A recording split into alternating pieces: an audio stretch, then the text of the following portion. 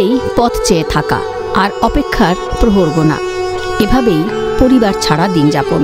একসময় যাদের হাত ধরে চলতে শেখা, খেতে শেখা, জীবনের ভালো মন্দ বোঝা, আজ সেই মানুষগুলোই পরিবারের কাছে বোঝা। রানাঘাটের পূর্বনগরের বৃদ্ধাশ্রমে যেন সময় থমকে গেছে। কেউ 4 বছর, কেউ 3, কেউ বা আবার 5 বছর ধরে এখানে রয়েছেন। সবাই থাকতেও কেউ নেই।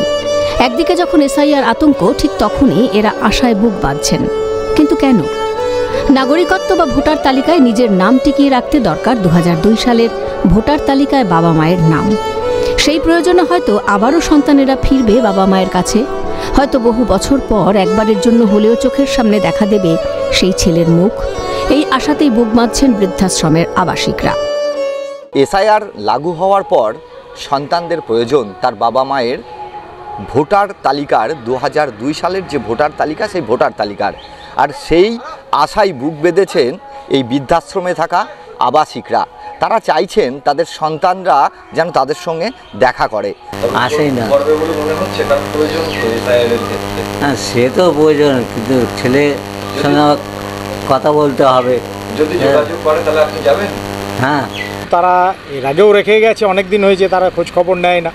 কিন্তু এই মুহূর্তে তারা ওই ভোটার লিস্টে এখন তাদের প্রয়োজন হয়েছে বলে আসছে। নাহলে এতদিন আমাদের সাথে কোনো যোগাযোগ রাখতো না, যোগাযোগ করতো না। আমরা ফোন করতাম, ফোন কেটে দিত। এখানকার প্রবীণদের মনে এসআইআরের প্রভাব খুব একটা পড়েনি। এই আশ্রম যেন সমাজের মূল স্রোত থেকে বিচ্ছিন্ন এক জগৎ, যেখানে আবেগ, একাকিত্ব, স্মৃতি আর অপেক্ষা একাকার। অনেকেই মনে করছেন হয়তো প্রয়োজনে সন্তান আসবে, আবার প্রয়োজন ফুরলে সেই বৃদ্ধাশ্রমই হবে তাদের ঠিকানা। এখন দেখার যে এসআইআর আবহে কতটাই আবার সেই পরিবারের যারা সন্তান রয়েছে বা পরিজনেরা রয়েছে তাদেরকে খোঁজ নেয় কিনা। নদিয়া থেকে প্রসেনজিৎ বিশ্বাস, ক্যালকাটা নিউজ।